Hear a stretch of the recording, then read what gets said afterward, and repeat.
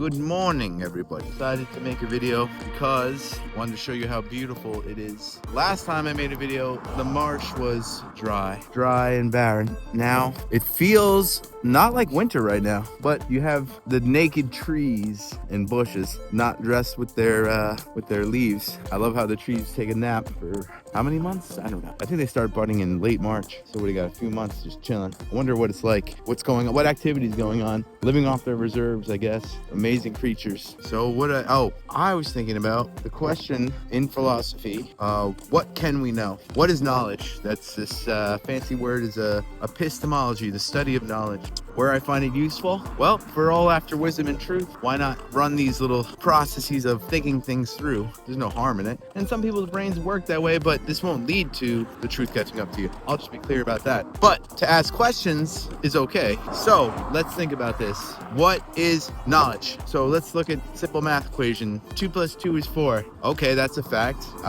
Then a system of counting that we didn't invent, I don't think. It's sort of just this innate understanding. Putting two groups together, calling it addition, and then having the correct matching number. It's sort of this one-to-one thing. Is that knowledge?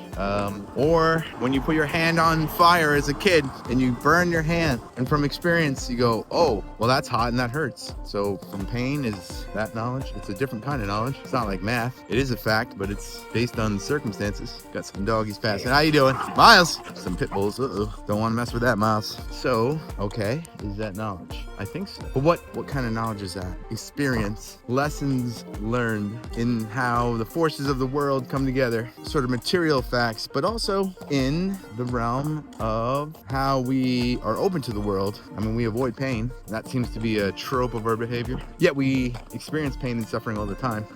Unfortunately, it sucks for children when they're traumatized with the madness of their parents. I'm sure a lot of people can relate to that. And then they carry that pattern, and their parents continue the same behavior of worrying and being controlling and believing things they have never questioned. So that's why I'm interested in what is knowing, because I find it to be a lot of times just repeating things we've been taught, or trends, shuffling around delusions with each other. You know, like, what do? You go to school, you get through it, you have your good times, you do what I did. Got these chopper guys. They're out here to ruin our day, to ruin everyone's peaceful Sunday. But I guess if they didn't have a loud noise, they'd probably get killed more on the road. So I see the purpose of it, and they're not the worst ones I've heard. Anyway, so let's think about this. Okay, we have plenty of philosophers who try to take doubting to the extreme about everything, right? And we all know this idea from the Matrix film, which is really just similar to the allegory of the cave, Plato's cave, where people don't know that they're actually locked up and looking at shadows on the cave window, and there's a sun outside, that there's different degrees of reality. We live in the one of illusion, the one of change. That was the whole point of the allegory of the cave, different levels. And he said that if you went right out into the sun after being in the dark, let's say somebody freed you from your chains and brought you up, it would hurt your eyes. So you want to develop on the way up. Like, oh wow, now I see there's a fire behind me, creating the shadows on the wall. So now I see how this world works, this level. Then your eyes start to adjust, and you're able to see something a little brighter. And then you ascend towards the outside of the cave where the sun is shining. And that's what he was saying is like that ideal world, like the source of everything, the light, if you will. And then obviously the Matrix is, we think this is reality, but it's a simulation, and it's just like a dream. And the one we thought was ourselves is just simply a vessel, an avatar in a place that's not even physical. Well, that's interesting. And we all know that when we dream, there is a somewhat stability to it. It's different than when you're awake. We know the difference between the two. But sometimes there are lucid dreams where it takes you a while to realize it was a dream when you wake up. I've had scary dreams where I accidentally kill somebody and I feel like I'm in trouble and feel shame. And, you know, that's a whole can of worms too. You want to interpret your dreams, and there's evidence for all these tendencies about human existence. You know, Freud got into it, Nietzsche, Carl Jung, how there seems to be this mystical side to symbols popping up. And it happens in waking life too. I mean, if you're familiar with Carl Jung, and he wrote about synchronicities that defy probability probability, like impossible for them to occur. I mean, he's even talked about how he was talking to a patient about I think the scar beetle. I may be pronouncing it wrong. I'm not that smart. Well, anyway, it's an Egyptian beetle, and it was worshipped because it's the crown chakra. It has the same shape as our skull. It's like a cross on the top. Maybe I'll put a picture in here to show it to you. Well, anyway, some guy was talking about how he was dreaming about it. He was like laying in the couch, and out of nowhere, freaking that very beetle hit the window. And he's like, all right, I don't know how to explain that. If anything, it just brings more questions, and kind of getting to the point here is that we don't know. So, you know, let's take another guy, Descartes. He's like, well, all I know is that I am, you know. He's like, I'm thinking, I'm experiencing, there's a sense of me. I don't know if this place is an illusion, if it's the Matrix. I don't know if I'm attached to this body, this physical experience. And he tried to make a foundation through radical doubting, except he didn't realize he was inserting his conception, attitude of truth into it, where he was, but actually, here's something that most people don't know. The most important part of his whole system was proving the existence of a God that had to be good by necessary truth, because he couldn't get over the problem of solipsism, which is this philosophical problem that how do you know if anyone else exists? Or if this is just your dream and you're the only thing. I don't really think it's that big of a problem, because you exist other people. It's not like a knowledge. So this is where I'm getting at. Descartes had this, like, truth is this detached, immutable statement, I guess, about how the case of things. But when you get to metaphysics, these words and concepts don't necessarily connect to anything. So he didn't realize he was thinking about objective truth, I guess, and trying to separate the subject from the object.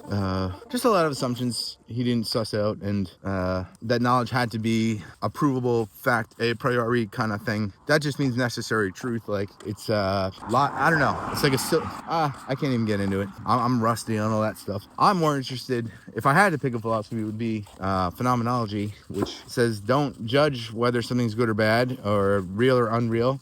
Simply let experience reveal itself as is. So that requires an attitude adjustment. Now, I don't know if this is knowledge, but you can say things like, well, we live in a shared world. When I'm walking miles down the street here and I'm looking at, let's say, a tree, admiring a tree, and someone else walks towards me, then I kind of sense that, well, this is a shared space. So there's a whole experience of that very same tree that escapes into eyes that I never get to see through. So that's not an argument. That is just something you exist. You know it through that level. And some people say it informs your ethics. I don't know about that. I think it's okay. But I think it's, even though it's richer and deeper than listing facts about yourself and that don't really excite anything, they don't teach you anything. It's sort of trying to regurgitate the world through language, like a 1-to-1 ratio. Like, this tree is green to me. That's a necessary fact. It appears as green. You know, someone might have color blindness and it will appear different to them. But, you know, that brings up interesting questions about perception, blah, blah, blah. It may be true, but it's not the kind of truth that's wisdom. So how do we get into that one? Well, I think thinking is the enemy, because even when you do descriptions, you're substituting. You're every time you take on a thought, it's like putting on a new outfit. Every thought comes with assumptions and a system that makes it intelligible, meaning every thought has a story around it. And when you believe them, they inhabit you. Or it's like wearing a skin of delusion a bit, because ultimately they're not what they promise to be. They seem to point to something, refer to something like a concept could, but it's a matter of a new experience that is formed. Thinking is a kind of experience. So stepping back from that, what's the mystery? I think the attainment is simply when you become like nothing, no thing. When you just observe all those thoughts and even your curiosities. That's kind of what Buddha was saying. I think skepticism is good. Skepticism is when you question all the beliefs. Not saying that they're right or wrong, because you can have thoughts that are technically true, but when you hold on to them like they're going to give you meaning, it's like you're trying to add something from the outside to satisfy something. But really what you need is a transformation of your heart, which only comes when you finally let go, submit. So what can you know of ourselves? Facts, I guess. But do they help with anything? Not really.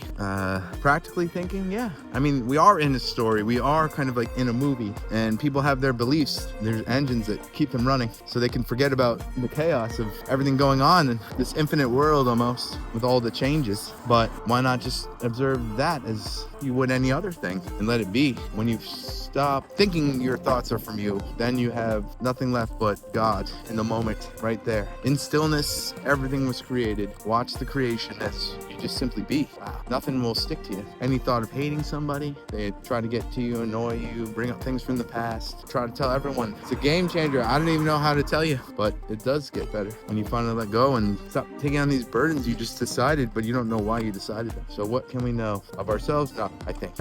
Oh wait, I don't think. Food for thought on this beautiful December. Christmas rolling in.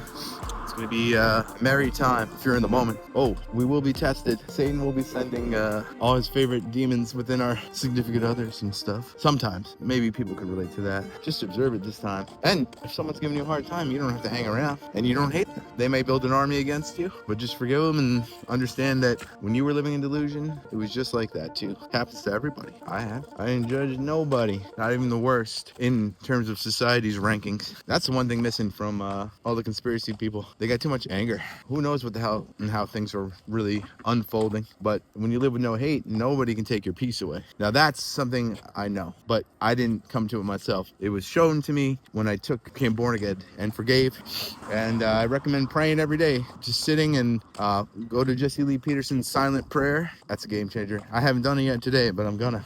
Anyway, everyone have an amazing Christmas and holiday. I'll probably make another post, but same message I always repeat. I hope some people test it out for themselves. Everyone should do what they want in their lives, but I recommend trying out doing nothing and see where you go, see where it leads, instead of putting a false idea in the future and then just being disappointed when things don't get to where you want them to go. And then number two, things not providing what you thought they would when you got your goal. I was actually thinking about a friend of mine was saying how he had some sort of dinner with these venture capitalists and he heard them talk and they were watching these. It was like a conference or some networking thing where like young entrepreneurs were trying to pitch their ideas to people who have already succeeded, successful entrepreneurs with more money than they ever need. And he overheard them saying like, oh man, see that guy there? I miss those days. I miss the days when I was getting my hands dirty and working nonstop because you're married to this business and the hustle and the frustrations and the problems to solve. They felt alive and it was all to get to that goal and they wish they could just go back. But I think that just reveals how the process is the journey, and that's cliche as heck. And I've seen people wear shirts say the destination is the journey at like fish shows, and it's just damn true. It's cliche, but it's so much joy to be had there, and real love works through you, doesn't come from you. So maybe this place is about becoming a resonator to get that frequency out. You know, wow, what a trip. Anyway, much love everybody.